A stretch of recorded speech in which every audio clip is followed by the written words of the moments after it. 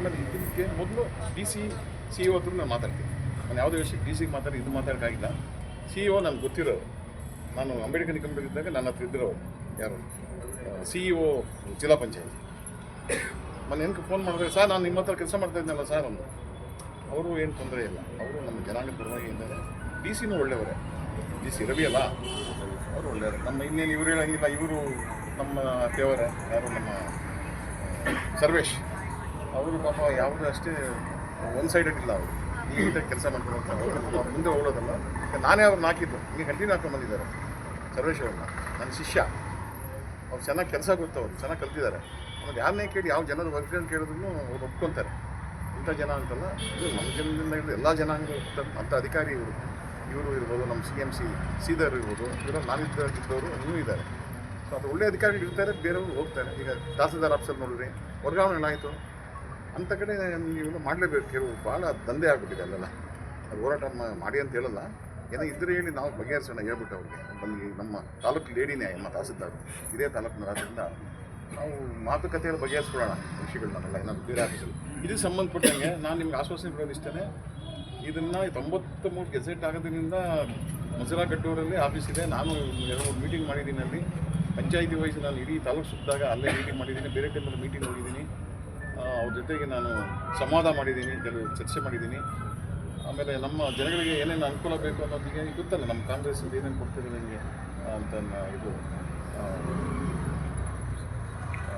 Schemes, guarantee schemes ಇದಾವಲ್ಲ, ಅದು ಭಾಳ ಅನುಕೂಲ ಆಗಿದೆ. ಅಂದರೆ ಬ್ಯಾಲೆನ್ಸ್ ಇದ್ದಲ್ಲ, ಕೆಲವು ಮನೆಗಳಿಗೆ 50, 60, 90 kgವರೆಗೂ ಹೋಗಿದೆ ಒಂದೇ ಸರಿ ಕೊಟ್ಟಿರೋದು. ಆಮೇಲೆ ಎಲ್ಲ ಫ್ರೀ ಬಸ್ಸು, 100-2,000 ರೂಪಾಯಿ ಹೆಣ್ಮಕ್ಳಿಗೆ. ನಾವು ಕಾಂಗ್ರೆಸ್ ರೂಲಿಂಗ್ ಗೌರ್ಮೆಂಟಲ್ಲಿ ಇರೋದು. ನಾನು ಅಲ್ಲಿ ಇಂಡಿಪೆಂಡೆಂಟ್ ಗೆದ್ದರು, ಕಾಂಗ್ರೆಸ್ ಅಪೋಸಿಟ್ ಕ್ಯಾಂಡಿಡೇಟ್ ಗೆದ್ದಿದ್ದು. ಈ ಸರ್ಕಾರ ನಮ್ಮದು, ಈಗ ನನಗೂ ಅಧಿಕಾರ ಇದೆ ಸರ್ಕಾರದಲ್ಲಿ ಮಾತಾಡೋಕ್ಕೆ. ಈಗ CM ಅಷ್ಟೇ ಹೋದೆ, ನಾಗೇಶ್ವರ ಅಂತಾರೆ, DKನೂ ಅಷ್ಟೇ. ಅವರು ನಮ್ಮ ಗುರುಗಳು, ನಿಮ್ಗೆ ಗೊತ್ತೇ ಇದೆ. ಅವ್ರ ಜೊತೆ ಕೆಲಸ ಮಾಡಿರೋದು. ನಾನು ಅವ್ರ ಮಿನಿಸ್ಟರ್ ನಾನೇ ಅವ್ರ ಜೊತೆಲಿ ಇದ್ದಿದ್ದು ಡಿಪಾರ್ಟ್ಮೆಂಟಲ್ಲಿ. ನಾನೇ ಟೆಕ್ನಿಕಲ್ ಅಸಿಸ್ಟೆಂಟ್ ಅವ್ರಿಗೆ. ಅವ್ರು ಅದೇ ಟೆಕ್ನಿಕಲ್ ಆಗಿದೆ. ನಾನು ಹಿಂಗೆಲ್ಲ ಇದೆ ನಮ್ಮದು ಕಾಂಗ್ರೆಸ್ಸಲ್ಲಿ ಬಾಂಧವ್ಯ.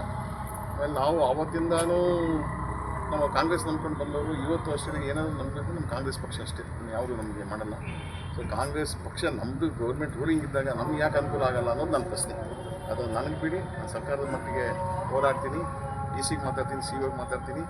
ಇಲ್ಲಿ ನಮ್ಮ ಸರ್ವೇಶ್ಗೆ ಎಲ್ಲ ಸರ್ವೆ ಮಾಡಿ ಆದಮೇಲೆ ರಿಪೋರ್ಟ್ ಏನು ಹಾಕಬೇಕು ಅಂತ ಅವ್ರಿಗೆ ಹೇಳಿ ರಿಪೋರ್ಟ್ ಹಾಕ್ಸೋಣ.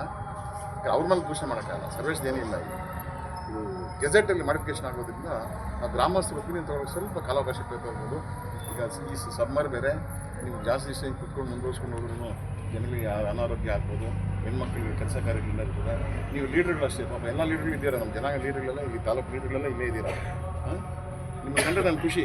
ಅದನ್ನು ನಮ್ಮಲ್ಲಿ ಕಾರ್ಯಕ್ರಮ ಮಾಡಿದಾಗ ನೀವು ಆಡ್ತಿರಲ್ಲ, ಆವಾಗ ನಮ್ಮ ಕಿವಿಯಲ್ಲಿ ಗುಂಗ್ತಾ ಇರ್ತದೆ ಹಾಡುಗಳು ಅವೆಲ್ಲ. ಅಂಥ ಸಂಘ ನಿಮ್ಮದು, ನಮ್ಮ ದಲಿತ ಸಂಘ. ಬರೀ ಒಂದೇ ಅಲ್ಲ, ಸಮಂಜೆ ಕಾರ್ಯಕ್ರಮ ಇರ್ಬೋದು. ಆವಣಿಯಲ್ಲಿ ನಮ್ಮ ಸತೀಶು ಎಲ್ಲ ಚೆನ್ನಾಗಿ ಆರ್ಗನೈಸ್ ಮಾಡಿದ್ದಾರೆ. ವರ್ಷನೂ ಮಾಡ್ತಾರಪ್ಪ ಅವರು. ಎಲ್ಲರೂ ಸನ್ಮಾನ ಮಾಡೋದು, ಅದನ್ನು ಬಾಳಿಕೆ ರೂಢಿ ಇಟ್ಕೊಂಡಿದ್ದಾರೆ. ಅದಕ್ಕೆ ಅಂಥದ್ದನ್ನು ಎಂಕರೇಜ್ ಮಾಡಬೇಕು. ಅವರು ಅಂಥದ್ದನ್ನು ಎಂಕರೇಜ್ ಮಾಡಬೇಕು ನಾವು. ನೋಡಿ, ಈಗ ನಾನು ಇಷ್ಟು ಹೇಳಿದ್ದೀನಿ. ಈಗ ನಾವು ಇಲ್ಲಿ ಎಲ್ಲರ ಮುಂದೆನೂ ವಾದ ವಿವಾದ ಬೇಡ.